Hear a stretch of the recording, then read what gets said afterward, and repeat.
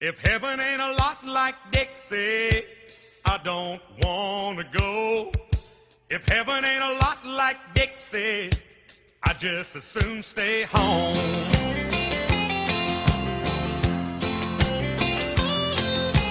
I was one of the chosen few to be born in Alabama. I'm just like my daddy's son. I'm proud of who I am. I went through a lot of good women. You know, towards the end of the cycle, I guess, of the Bruce Jenner story where he thought he was going to become a chick named Caitlyn, I saw a story come across that made me look sideways a little bit. It was a little bit absurd. It was over on Examiner.com. And it was a story about how there was a prediction that things like Bruce Jenner turning into a woman or trying to become a woman and things like gay marriage and so forth would be enough to cause a secessionist movement in the United States. That there would be people who were ready to secede from the Union over things like gay marriage and Bruce Jenner and so forth. Now, I chuckled a little bit when I read that because while I find the Bruce Jenner thing as ridiculous as anyone, and while I disagree with the idea of gay marriage, I, for the life of me, cannot believe that there is a significant number of people out there that would want to secede from the Union based solely on that subject. I don't believe that for a second. I think that was a pretty desperate attempt to get web hits and get readers, but it gave me a chuckle. But sometimes when you read something ridiculous like that, or when you see a ridiculous story, it does get your brain to working a little bit. It does get the wheels to turning. And I started to think to myself, okay, it would be ridiculous to secede over something like that. But I thought to myself, are there any situations out there where secession from the United States would be justified? Now, certainly in our last few days after the South Carolina tragedy, a lot of people have talked about the Confederacy. A lot of people have talked about their secession. And every time you hear a liberal especially talk about secession or the Confederacy, they immediately talk about slavery and racism, as though those two concepts are intertwined. As though one could not possibly want to secede from the Union unless they are in favor of slavery. So that's the only possible reason that one could ever want to secede from the Union. It's almost like those two concepts have been conflated in our education or have been linked so closely that to a certain degree, a lot of the American people cannot think of one concept without automatically thinking of the other. They can't think of secession without automatically thinking of slavery. They can't think of slavery without automatically thinking of secession. But there was a period in our history, a significant period of time, where the idea of secession not only was not connected to slavery, but was basically assumed to be legitimate, was an assumed right that a lot of the states had in the early days of our founding.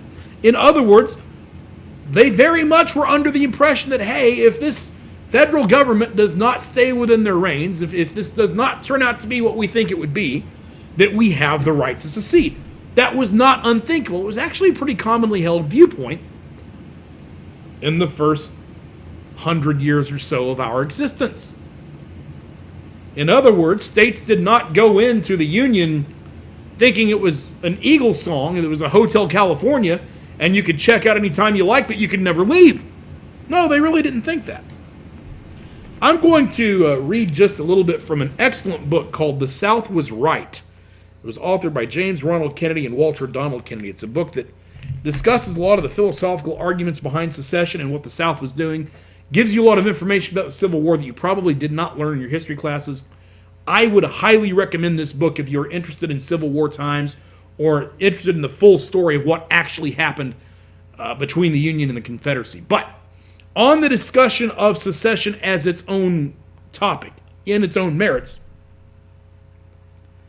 the Kennedys in this book give some very interesting information. I'm going to quote from them here. The Kennedys write, "If the colonies acted as independent states prior to the Declaration of Independence, how did they view themselves while adopting the United States Constitution?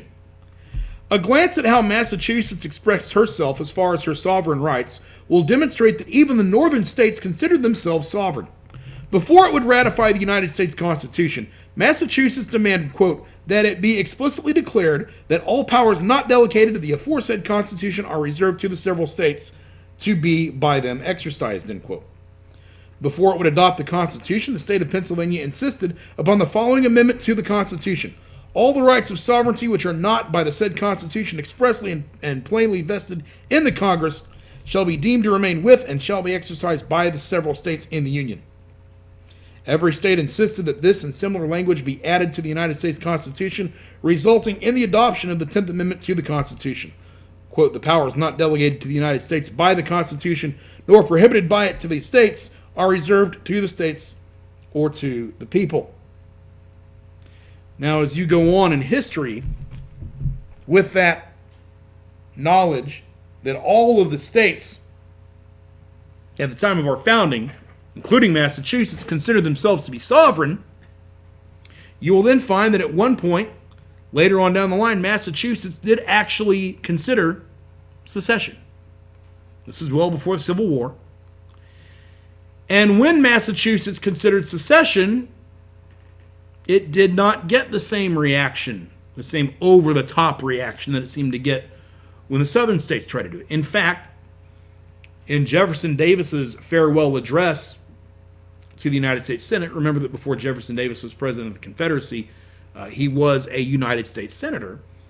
And as his state had seceded from the Union, he was giving his farewell address to the Senate. He referenced the Massachusetts incident and how he had been he had basically said they had every right to do it. And a lot of people said, Daniel Webster said that, one of our great orators. So the idea of secession was not as unthinkable as to people of that era as it is to us. So it's clear that one can have secession without slavery. It's clear that there can be other reasons to secede other than slavery. So I got to thinking, is there a reason? Is there a reason that might justify some of us seceding from the Union? Not saying I want to do it, but I'm just trying to go through the mental exercise of thinking of, okay, what would it take? How far would we have to be pushed for that to be a reasonable alternative? Well, as I thought about it, I did think of one possible scenario. What if Hillary Clinton wins the election in 2016? Now, before you fly off the handle on me and say, oh, you just want to secede if Hillary wins. No, I want you to think this all the way through. I'm not saying I want to secede if Hillary wins, but as I think about this problem, as I think about this question, I do start to see a few things.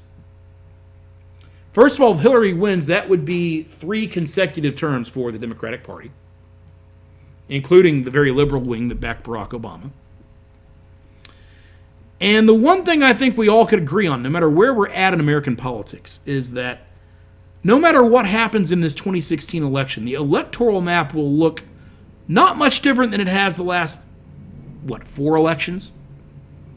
Now, no matter what happens in this election, the southeastern part of the United States will be absolutely red, that with the possible exception of Florida. Hillary Clinton will not win a state in the South, just as Barack Obama did not win a state in the Southeast, just as George W. Bush carried those states as well. Those states will be red. I don't think any serious person doubts that at all. Likewise, most of the Midwest will be red. A few blue splotches here and there, but most of the Midwest will be red. Most of the western states, the mountain states will be red. The West Coast will be blue. The Northeast, Eastern Seaboard will be blue, and then a few other places. So the difference in this election will come down to just a couple of states, as it often does. But in the general sense, in the general geographic sense, this electoral map will not be any significantly different anyway in 2016 than it's been since 2000. The Southeast and the Midwest will be Republican. Northeast and the West Coast will be Democrat. And it's going to come down to probably Ohio and Florida, like it always does. Now, what if Hillary wins in that scenario? What if Hillary wins the 3rd straight election for the Democrats in a situation where the electoral map in terms of geography really has not changed? Well, that would tell we conservatives, not only we conservatives, but we who live in the Southern culture, the Midwestern culture, that would be something very problematic for us. Because he could tell us that where we're at as a nation are very, in a situation where we have some very irreconcilable differences. Not a situation where there's simply different politics in America, mind you, but a situation where there's two completely different outlooks on how our culture should be, on what right and wrong is, and basic right and wrong in society. What's good, what's bad, what's acceptable, what's not. It won't simply be a political difference, it'll be a cultural difference. And one that's based not only on political party or ideology, but also on geography, also on regionalism. Well, if you're in one of the regions, if you're in one of the cultures that has been beaten 3 times in a row, what do? What avenues do you have? Well, you really don't have much. You're going to be under the rule of those who have a completely different mindset, not only in terms of politics, but just in basic morality than you do. I don't know how a person could rightfully live under that. So if we have such a philosophical divide at that point, a geographical divide at that point, then it stands to reason that conservatives, social conservatives, fiscal conservatives, etc., if it turns out that they cannot win the day in this present geographic setup of the map, then it bears the question, why should we stay in America? Why should we uphold this union? Would it not be better in that scenario for us to break off on our own? For those states that are solidly red, if you will, the Southeast, the Midwest, Texas, to break off and form their own nation? Some would say it's treasonous, but really in that case, there would not be an America left to be faithful to if you get a third term of liberalism in there. Will that truly be America? When you look at what Franklin Roosevelt did in his 4 terms, that was not America at all. That turned America a long ways away from what it had been envisioned by our founding fathers. Civil War did the same thing. Would a third term of Democrats put it over the top? I suspect it would. So we would not be turning our backs on America because America would only exist in name only. The principles of America would be long gone if Hillary wins. Now, I'm not declaring any sort of enmity to our liberal brethren on the East Coast and West Coast. I'm being an adult about this. I think secession can be the most adult thing we do, the most mature thing to do in that situation, because as much as I don't like what the liberals stand for, even I will admit that if they truly want to live in a secular society where gays can marry, where social justice is sought after, where you have equality of results, and results are not based on skill or work, but they're based on equality, if they truly want that, a society based on academia, if they truly want that, maybe they should be able to live in that environment. Who am I to deny them that opportunity? But likewise, if we want to live in a nation where there's very little separation of church and state, if we want to live in a situation where traditional values carry the day, if we want to live in a situation where abortion is illegal, where traditional values rule, where fiscal responsibility is the way we do things, or we have a fair tax code, if we want to live in that environment, why should we not be able to? Can we not both achieve these goals?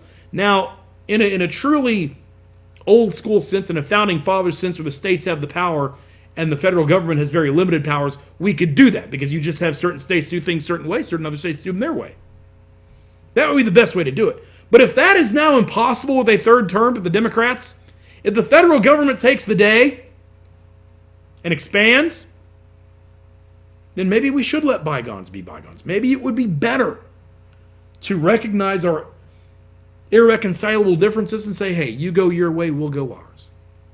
And by the way, I'm not pining for a civil war. I don't think there needs to be a civil war. I think we can all be adults, we can be mature. We go our way, they go ours, they go theirs.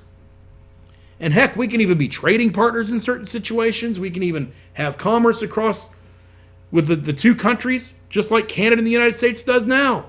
Why not? There's no reason to have a war over it. They'll be happier over on the East Coast with their gay marriage and their immoral lifestyle and their academia, and we'll be happier in the Midwest and the South and the West with our guns and our religion and our fiscal responsibility and our conservatism. Who knows? It might be the best way to get along. Yes, we're divided as a nation, but maybe if Hillary Clinton wins, we should have that ultimate divide.